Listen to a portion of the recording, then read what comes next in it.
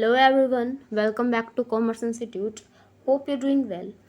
As you know, we are discussing with a series of methods of measuring price elasticity of a demand.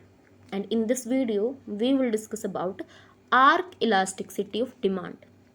And इससे previous video में हमने discuss किया point elasticity of demand. Point elasticity of demand क्या है कि जब demand curve के किसी स्पेसिफिक पॉइंट पर हमें ये जानना हो कि उस कमोडिटी की इलास्टिसिटी क्या है, तो हम क्या यूज़ करते हैं, point elasticity of demand. And अगर इस मेथड के बारे में डिटेल्ड डिस्कशन करनी है तो इस मेथड का लिंक आपको ऊपर डिस्क्रिप्शन में मिल जाएगा। सो आज का हमारा टॉपिक क्या है, आर्क इलास्टिसिटी ऑफ डिमांड। सो क्या होता है arc elasticity of demand, let's discuss. Arc elasticity of demand, ये मेथड डेवलप किया था मार्शल ने। और मार्शल क्या कहते हैं आर्क इलास्टिसिटी ऑफ डिमांड के बारे में, कहते arc elasticity is the elasticity at the mid point of an arc of a demand curve. अब आर्क क्या होता है, आर्क इलास्टिसिटी ऑफ डिमांड से पहले हमें पता होना चाहिए कि आर्क क्या होता है। सो डिमांड कर्व के किन्हीं दो पॉइंट्स के बीच का जो एरिया है उसको हम कहेंगे आर्क। फॉर एग्जांपल ये क्या है आपका डिमांड कर्व, और इस डिमांड कर्व के इन दो पॉइंट्स के बीच में अगर हमें इलास्टिसिटी पता करनी है तो इस स्पेसिफाई एरिया को हम क्या कहेंगे, आर्क। तो जब हमें किसी आर्क से रिगार्डिंग, किसी कमोडिटी की डिमांड के आर्क से रिगार्डिंग इलास्टिसिटी को पता करना है तो हम कौन सा मेथड यूज करते हैं, arc elasticity of demand. And point elasticity में हम क्या डिस्कस करते थे कि डिमांड कर्व के किसी स्पेसिफिक पॉइंट पर हम जब हमें कमोडिटी की इलास्टिसिटी को पता करना है तो हम यूज करते थे point elasticity of demand. I hope इन दोनों के बीच में डिफरेंस क्लियर हो गया होगा। सो इसको एक डायग्राम के थ्रू अच्छे से डिफाइन करते हैं। देखिए ये है आपका diagram of arc elasticity of demand. इसमें क्या कहा गया कि आपका वाई एक्सिस पर क्या लिया गया है, quantity, O axis and X axis पर लिया गया है प्राइस। आपके दो प्राइस लेवल दिए गए हैं which is P1 and quantity के दो आपके लेवल दिए गए हैं M और M1। कहा गया कि जब आपका प्राइस P था तो हम कितनी क्वांटिटी सेल करते थे, कितनी डिमांड थी M, लेकिन जब प्राइस P1 हो गया तो हम कितना क्वांटिटी सेल कर पा रहे हैं, M1। अब इन दोनों प्राइस के अंदर चेंज आने से इस क्वांटिटी डिमांडेड के अंदर चेंज जो आया उसकी इलास्टिसिटी ऑफ डिमांड क्या है कि कितना चेंज आने से, कितना प्राइस में चेंज आने से कितना क्वांटिटी में डिमांड आया, क्वांटिटी डिमांडेड में चेंज आया। तो इस चीज़ को हम पता करने के लिए क्या करेंगे, हम आर्क इलास्टिसिटी ऑफ डिमांड के मेथड को यूज़ करते हैं। सो अब बात करते हैं इसकी फॉर्मूले की। देखिए फॉर्मूला आपको ऊपर दिया हुआ है, क्या, minus change in quantity demanded divided by change in P. Minus क्यों लिया गया, क्योंकि आपके डिमांड और प्राइस के बीच का जो रिलेशनशिप है वो इन्वर्स होता है, यानी कि एक वेरिएबल अगर बढ़ेगा तो दूसरा घटेगा और एक घटेगा तो दूसरा बढ़ेगा। तो इस इन्वर्स रिलेशनशिप के इफेक्ट को ख़त्म करने के लिए हम फॉर्मूले में क्या यूज़ करते हैं, माइनस सिंबल का यूज़ करते हैं। अब बात आई P1 plus P2 divided by Q1 plus Q2। देखिए आर्क इलास्टिसिटी की बात की जा रही है, यानी कि इन दोनों के बीच की इलास्टिसिटी को हमें पता करना है। तो इन दोनों प्राइस लेवल को और डिमांड लेवल को हमें कंसिडर करना पड़ेगा। तो दोनों को कंसिडर करने के लिए हम क्या करते हैं, कोई एक स्पेसिफिक प्राइस या क्वांटिटी ना लेकर दोनों प्राइस और क्वांटिटी के एवरेज को यूज़ करेंगे।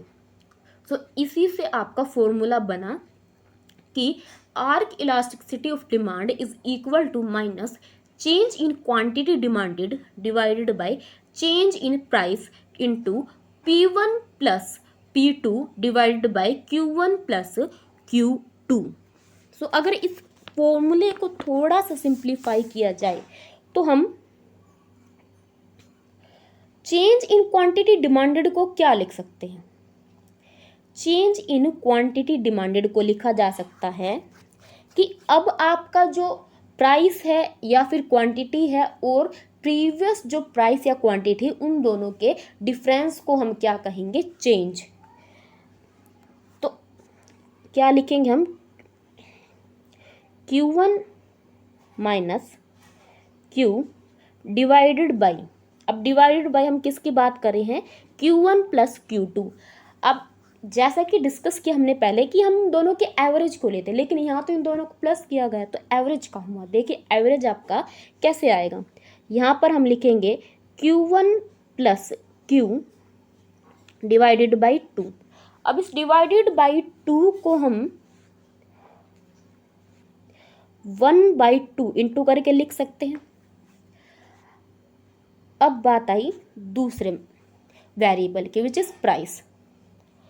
तो प्राइस हमारा क्या लिया गया? यहाँ देखिए नीचे लिया हुआ है, तो इसको हम कैसे लिखेंगे? चेंज इन प्राइस, यानी कि P1 माइनस P, और यहाँ एवरेज लिया गया आपका।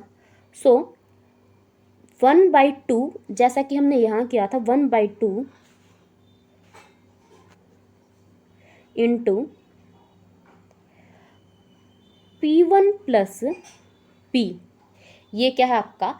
Average price. अब इस 1/2 को इस 1/2 से क्लियर किया जा सकता है। तो अब लास्ट में हमारे पास क्या बचा? Q1 minus Q divided by Q1 plus Q into P1 plus P divided by P1 minus P। ये क्या है आपका? Formula of measuring arc elasticity of demand. तो चलिए इस फॉर्मूले को एक एग्जाम्पल के थ्रू क्लियर आउट करते हैं। फॉर एग्जाम्पल, किसी कमोडिटी का इनिशियल प्राइस कितना था?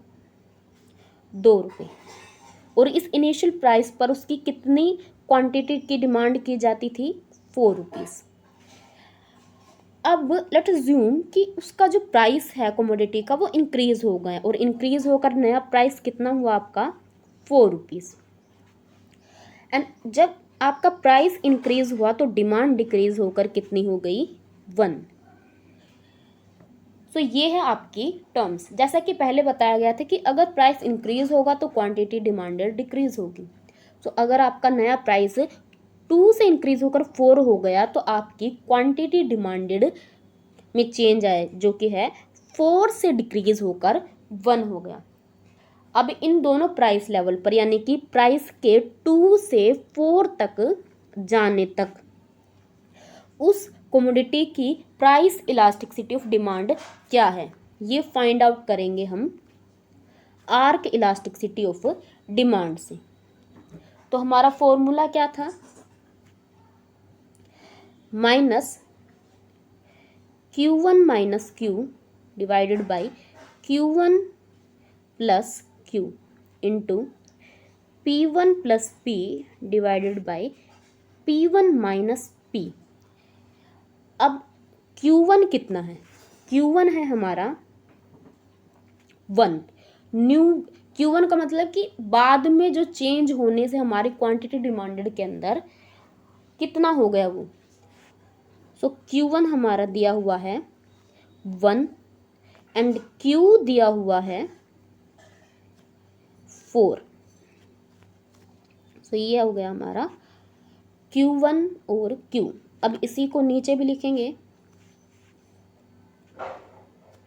Q1 है 1 एंड Q2 है 4। अब बात करेंगे प्राइस लेवल की। सो प्राइस लेवल P1, यानी कि बाद में इंक्रीज होने से हमारा प्राइस कितना हो गया। तो इंक्रीज होने से आपका प्राइस कितना हुआ? 4 एंड प्रीवियस आपका प्राइस कितना था? 2। अब इन्हीं वैल्यू को नीचे भी पुट कर देंगे, विच इज़ 4 एंड 2। अगर इसको सिंप्लीफाई किया जाए तो हमारा क्या निकलेगा? देखिए माइनस का हमारा पहले भी निशान था, तो 3 into -3 divided by 5 into 6/2। So minus से माइनस कैंसल आउट हो गया, और 2 से 6, तो हमारे पास क्या बचा, 9/5 हमारे पास बचा। और अगर इसको कैंसल आउट करेंगे तो हमारे पास क्या आएगा, 1.8। तो ये 1.8 आपके क्या है, arc elasticity of demand of an commodity, कि अगर प्राइस के अंदर एक चेंज हुआ तो उसकी क्वांटिटी डिमांड में कितना चेंज होगा, 1.8, यानी कि आपकी प्राइस इलास्टिसिटी ऑफ डिमांड क्या है, ग्रेटर देन 1, यानी कि जितना प्राइस के अंदर चेंज होगा उससे ज़्यादा आपका क्या होगा, क्वांटिटी डिमांडेड के अंदर चेंज होगा। सो ये था आपका all over arc elasticity of demand. I hope this all topic is clear. If you have any query about this topic, you can ask down below in the comment section, and don't forget to hit the bell icon so you will have all the notification from Commerce Institute, and don't forget to like, share and subscribe. Thank you for watching the video.